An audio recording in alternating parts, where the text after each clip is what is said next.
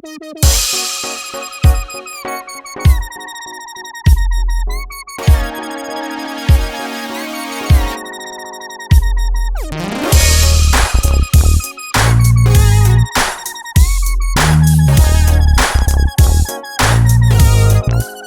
everybody, welcome back to the Miniac, and today I have a, well, it's a rather special little Mini. This is a friend's 2007 Mini Cooper S. Now, as you can see, it's no ordinary Mini Cooper S, and we're going to go over the features on this car, what's been changed, what's unique about it, and then we're going to take it out for a drive. So let's get to it. So for starters, as you can see, it is pepper white. It's all pepper white. It does not have a contrasting roof or contrasting mirrors, so that's kind of unusual, but not an uncommon thing if you spec'd it out that way. You might notice he has JCW front bumper. He does not have the full JCW appearance package. You also might notice that he has pepper white trim rings around the headlights. That's actually painted chrome. So he's thinking about changing those at some point, but this is kind of just a fun track car, and that's what he has it set up as. As far as wheels go, he has 16-inch focal F9 wheels. These are 16x7s on BF Goodrich tires, 225 50 R16s. They look really nice. They really fill out the wheel wells very nicely. He also has lowering springs, so it gets it down nice and low. Very nice looking setup here. On the front, he also has Wilwood 4-piston calipers, so he has bigger brakes. Definitely helps with stopping. As you can see, they are worn. He has driven this car, like most people should. As far as the lowering springs go, if you could see them in there, he has Eibach lowering springs, so it gets the car down nice and low. I really like the look of this. As far as exhaust goes, he has a Magnaflow catback exhaust with a Reese Racing downpipe. So these squared off tips kind of look interesting on the back of a Mini. Looks like he also has something for a trailer hitch. There's a plug there.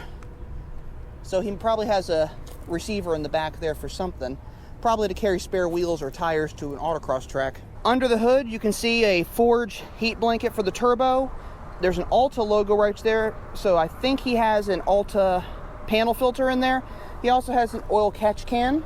Great thing to have, especially with the N14 motor. And as you all know, the N14 has some issues, but it's really an enthusiast motor, so it's kind of one that it is going to be finicky, and you kind of want to pamper it and so forth. But it's also a very tunable motor, and a lot of people actually like these because they can do a lot of interesting stuff with the N14. So he has an N14. Naturally, this is the standard engine for a Cooper S in 2007.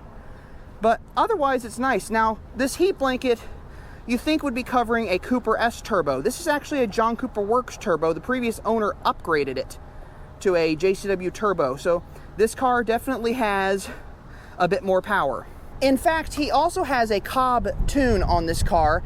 So with everything that's been done, the car is putting out close to 250 horsepower. Now, that may seem like a lot, and there is no dyno sheets to prove it, but based on everything that's been done to it and the tuning and so forth, this is what he believes that the horsepower is on the car. Naturally, he wants to take it out and get it dynoed, but he hasn't had time to do it yet. Inside is where things get really interesting. This is a 2007. Now, this is a 2007 that is very nicely equipped and very interestingly optioned, as I shall now show you. This car is all white on the outside, and it has a red lounge leather interior. Completely red lounge leather interior. And I really like it. I really think it works with the pepper white. Now, of course, he has a manual transmission. He has automatic climate control. He has front and rear fog lights. This car is really completely loaded. Now, of course, earlier I mentioned that he has a Magnaflow exhaust, so we should probably listen to it.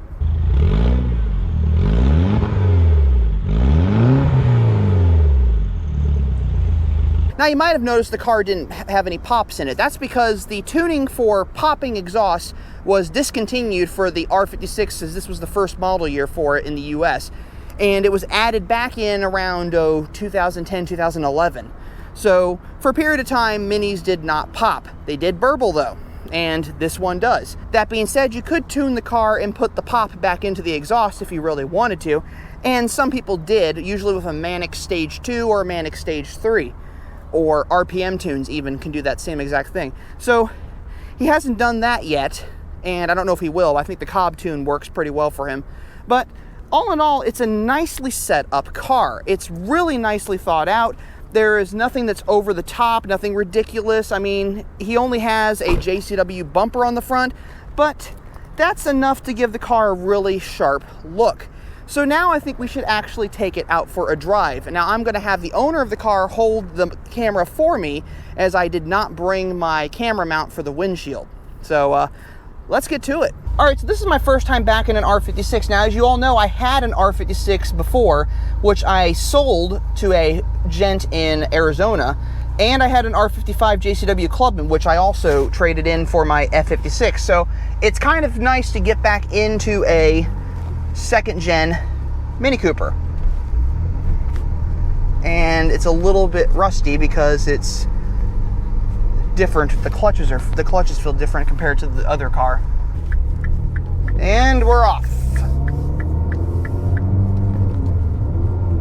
You didn't change the clutch, did you, by chance? Not that I know of. Okay. Oh, it definitely feels different than my F car.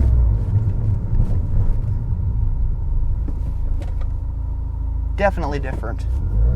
So that's something, it's a very raw feeling car.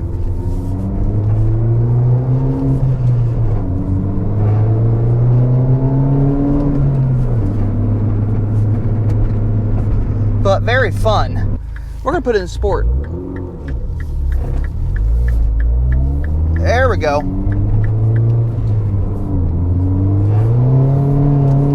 I think we just spun the tires.